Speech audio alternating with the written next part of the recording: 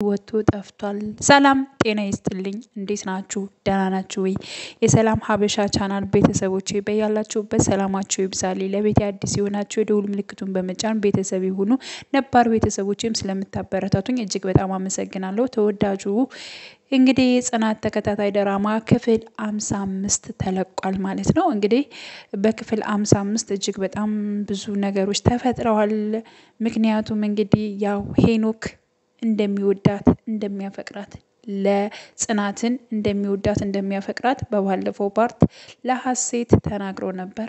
አሁንም ደግሞ የተሰማውን ስሜት ወይንም ደግሞ እንደሚወዳት በህልሙ እንደምትመጣ ምናምን እንግዲህ ኪራን ከእንቅልፉ ጠብቆ ሲነሳ ለኪራ ነገረው ማለት ነው። ኪራ ኤሌክትሪክ ነው የያዘ ዝም በል በማለት ደንግጧል ማለት ነው።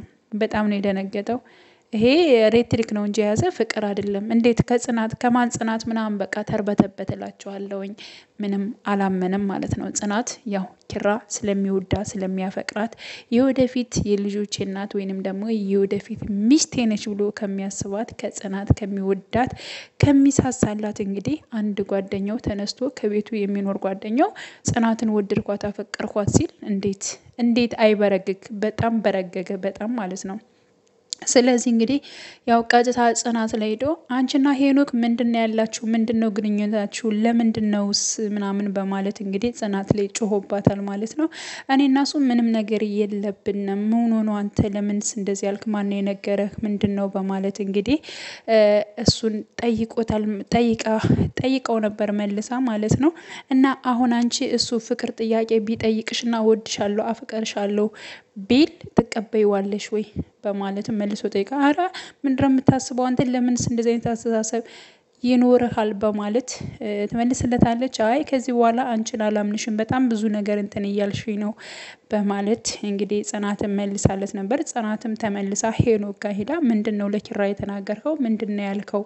ምንም አይነት እንኳን በአለም ላይ ወንድ የለም ጠፋ ቢባል እንኳን አንተ የኔ ምርጫ ልትሆን አትችልም በማለት እንግዲህ ሄኖክን በጥፊ አተናግረዋለች ማለት ነው። ሄኖክም እጅግ በጣም ተናዶ ከዚህ በኋላ እጅሽን እንድታነሽብኝ አልፈልግም እንዳትመችኝ። ስለዚህ በውዴታ ወይንም ደግሞ በጥየቃ እምቢ ብለሻል። አሁን ደግሞ ጉልበቴን እጠቀማለሁ በማለት ዝቶባታል ማለት ነው። በባለፈው ፓርት ላይ እንግዲህ ለጽናት የእንቅልፍ መድሃኒት ሰጠሁ ብሎ ያው ከጽናት ከምትጠጣው ውሃ ላይ ጨምሮ ግን ደግሞ ውሃውን የጠጣው ኪራ ነበር። እንዲሁም እንቅልፍ እንደጣለው እንደተኛ ሁላችንም እናስታውስ ነበር ማለት ነው። ስለዚህ አሁን ላይ ደግሞ ይሄን ነገር ያደረገችው ወይንም ደግሞ ጽናት የእንቅልፍ መድሃኒት እንድትጠጣ እንዲሁም ሄኖክ የእንቅልፍ መድሃኒት እንዲጠጡና ሁለታቸውም እንቅልፍ እንዲወስዳቸው ያደረገች ሐሴት ነች። ሐሴትን በጣም ጠልቻት ነበረ በነገራችን ላይ አሞግሼ ጥሩ ነች ደህና ነች እያልኩኝ ሳልጨርስ ማለት ነው። ያ ማለት ከቤቴ ከሶሲ ትለያለች በጣም ምርጥ ልጅ ነች እያልኩኝ ነበረ ሶሲን ማለት ነው። ማለቴ ሐሴትን እና እንግዲህ ሄኖክ አንድ የምትተባበሪ ነገር አለ በማለት ያው ካፌ ዘሻት እንድትመጭ እፈልጋለሁ ጽናትን ብሏት ነበር ማለት ነው። እሷም ደግሞ ሄኖክ ያላትን ነገር ከማድረግ ወደ ኋላ አትልም። ለምን? ስለምትፈራው ስለሚያስፈራራት በነገሮቿ በአንዳንድ ነገር ጠንካራ ትመስላለች እንጂ በብዙ ነገሮች ውስጧ የተጎዳ ሐሴትም እሺ በማለት እንግዲህ ጽናትን ወደ ካፌ ትወስድና አብረው ባሉበት ሰዓት ከሄኖክ ግን ታገናኛቸዋለች ማለት ነው። ስለዚህ 5 ደቂቃ ነው የሰጠውሽ። ስለዚህ ያልኩሽን ነገር አድርጌ እኔ እያወራሁ ወደዚህ ተሉ እንዳትመጣ አደርጋታለሁ በማለት እንግዲህ ትቷት ይሄዳል ማለት ነው። በዚያን ሰዓት ግን ሰርታለታለች ማለት ነው። ሐሴት ለጽናት ብቻ ሳይሆን መድሃኒቱን ያደረገች ለራሱ ለሄኖክም መድሃኒቱን ጨምራበታለች ማለት ነው። እና ከዚህ ላይ ከወቀሳ ድናለች ማለት ነው። እንግዲህ ከሁለታቸው ላይ ነው መድሃኒት የተደረገው ከሐሴትና ማለቴ ከጽናትና ከሄኖክ ላይ ነው ከሚጠጡት ላይ ነው መድሃኒት የተደረገው ማለት ነው። እና ብቻ ግን ያው ወደ ቤት ሲመለሱ ቀጥታ ጽናት እንቅልፍ ስላላት ተኝታ ነበረ። ሄኖክም ቀጥታ ወደ ጽናት ወዳለችበት ክላስ ገብቶ እንደዚሁ ነው የፈለኩት እኔ እኮ መንገድ ላይ ራሱ የምተኝ መስሎኝ ነበር በማለት ልብስሽን ራሱ ሳትቀይሪ ነው የተኛሽው በማለት እንግዲህ የሚፈልገውን ነገር ሊፈጽም በነበረበት ሰዓት እሱም ተያይዞ አብሮ እንቅልፍ ያዘው ማለት ነው። እና ኪራ ከቤት የወጣበት ምክንያት ምን አድርጎ ነው? ምን ታይቶት ነው?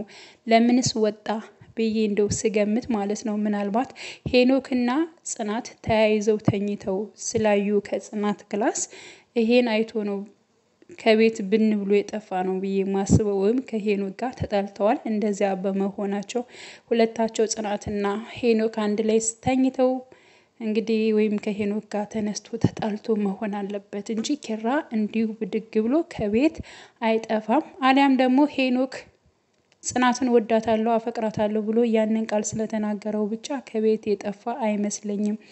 እንግዲህ ሁለታቸውም መድኃኒቱን በጠጡበት ሰዓት ተኝተው ነበር አንድ ላይ ማለት ነውና ያንን ነገር አይቶ ይሆናል ብዬ አስቤያለሁ ማለት ነው። ጽናት እጅግ በጣም ግራ ተጋብታለች። በእኔ ምክንያት ነው እንደዚህ ሆነው ከቤት የሚወጣው በማለት እጅግ በጣም እንትን ብላለች ማለት ነው። እውነት ነው ኪራ በጣም አሁን ላይ እየተጎዳ ነው ያለው ማለት ነው። ማንም አብሮት እየቆመ አይደለም። ጽናት መልካም ነገር አደርጋለሁ ለሱ ጠቅማለሁኝ የሱን ቤተሰቦች አስደስታለሁ በማለት እንግዲህ የሱንም የኪራንም ደስታ የባሰ እያረቀችበት ነው።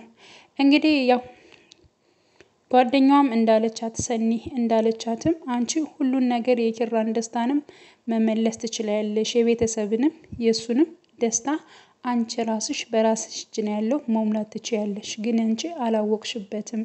የግድ የራስሽ የሆነ ሰው አሳልፈሽ እየሰጠሽ ነው። ስለዚህ የራስሽ ጥፋት ነው።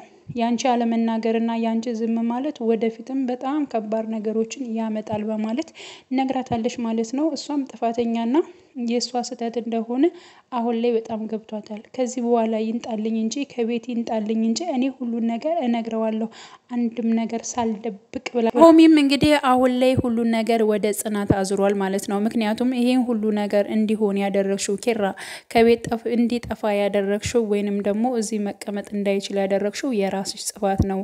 ፍቅርን ሰተሽ የነሳሽው አንቺ ነሽ። ስለዚህ ለዚህ ሁሉ መንስኤና ለዚህ ሁሉ ችግር አንቺ ነሽ ጽናት። ለምን እንደዚህ ያደረግሽ? ወይንስ ደግሞ እኔም ማላቀው ሌላ ችግር አለ በማለት እንግዲህ ጽናትንና ምሩን ራሱ ጠይቋቸው ነበረ። ምሩም ደግሞ አይ እሷ ጥፋተኛ አይደለችም፣ እስኪ ተው በአሁኑ ሰዓት እንደውም ጭራሽ እንደዚህ የምትልበት ምክንያት አይደለም በማለት አይ እሱ ልክ ነው ትክክል ነው በማለት ደግሞ ጽናት መልሳለች ማለት ነው። ስለዚህ ኪራ የት እንዳለ የት እንደደረሰ አሁን ላይ አይታወቅም ማለት ነው። ስለዚህ ከዚህ በላይ መደበቅና ሌላ ነገር ውስጥ መግባት አስፈላጊ አይደለም። ይሄ ሁሉ ነገር አሁን ለምሳሌ ሄኖክ እንደዚህ መሆኑ በመሃል መጣቱ ለነሱ መድኃኒት መጠጠቷ እንደገናም እንደዚህ አይነት ነገሮቹ ሌላ ጥፋት ውስጥ የሚገባው የሷ ዝምታና የሷ ደግሞ ኪራን አልፈልግም የማለት እንትን ነው ማለት ነው። አስቡት እንግዲህ በጣም ለሚወዳት ለሚያፈቅራት ለሱ ለሚመኛት የራሱ ጓደኛ አፈቅራታለሁ ብሎ ሲነግረው ምን አይነት ስሜት እንደሚሰማ ማለት ነው። ከባድ ነው። ስለዚህ ጽናት ከዚህ በላይ ነገሮች ባይደርቁና ትክክለኛውን ነገር ቁጭ አርጋ ብትናገር ኪራ ባይኖርም ራሱ ለናሆሜ መናገር አለባቸው። በቃ ነገሮች መፈታት መቻል አለባቸው። እውነታው መውጣት መቻል አለባቸው። ጽናት ለምን እንደዚህ ያደረገች? ጽናትስ ለምን ከኪራ አራቀች? የሚለውን ነገር እያንዳንዱ የግድ ሁለታቸው ሀሴትና ኪራ አንድ ላይ እንዲሆኑ ሳይሆን እንደውም ለነሱ በጣም ክፍተት እየፈጠሩ አንድ ላይ እንዲሆኑ ሊያደርጉ ነው ማለት ነው። ስለዚህ እንዳይሆን ደግሞ መናገር መቻል አለባት። የራሷን ደስታ መመለስ መቻል አለባት ብዬ ነው ማስበው ማለት ነው። ሀሴት እንግዲህ ሰምተናታል አሁን ላይ በጣም ሀሳብ ውስጥ እንደሆነች እንኳን ትክክለኛ የሚወዳት የሚያፈቅራት ፍቅረኛ አግኝታ አይደለም ዝም ብላ ለማስመሰል የእህቷ ሰርግ ለመሆን ራሱ ዝም ብላ አንዱን ለጊዜው ብታገባና ብታቆም ማለት ነው ምኞታ ነው ማለት ነው። ምክንያቱም ስለዚህ ጉዳይ ለኪራ ነግረው ችግር የለውም እንተባበራለን በማለት እንግዲህ መፍትሄ እንፈጥራለን በማለት መልሶላታል። ምን አይነት መተባበር ይሆናል? ለሀሴት ባልሆኖ ሊቆም ነው ወይንስ ምን አይነት መተባበር ነው እንደዚህ የሚላት? ወይንስ ደግሞ ሌላ ዝም ብሎ አንድ ጎረምሳ መጥቶ ከሷ ጋር ትዳር እንዲመሰረት ሊያደርግ ነው? ስለዚህ ጽናት ይህን ነገር ኪራ መጥቶ ወይንም ደግሞ አግኝታ የግድ ግልጹን ማውራት መቻል አለባቸው ብዬ አምናለሁኝ። እንግዲህ በክፍል 56 ደግሞ በጉጉት እንጠብቃለን። ውድ ቤተሰቦቼ ግን የጽናት ፋሚሊዎች ሁላቸውም ማለት ነው ጽናት ከዚህ በኋላ መድረቅ የለባትም ትክክለኛውን ነገር መናገር አለበት ፊልሙን ለዛ እያጣ ነው እየተባለ ነው ማለት ነው ስለዚህ በእርግጥ ነው አዎ ኪራ ከዚህ በላይ መጎዳት መቻል የለበትም ያ ስንል የጽናት ልፋት ወይንም ደግሞ ምኞት ሳይገባን ቀርቶ አይደለም ግን ደግሞ እንደዚህ መሆን የለበትም ለማለት ነው እና ውድ ቤተሰቦቼ ሁላችሁንም አመሰግናለሁ በያላችሁበት ሰላማችሁ ይብዛልኝ መልካም ጊዜ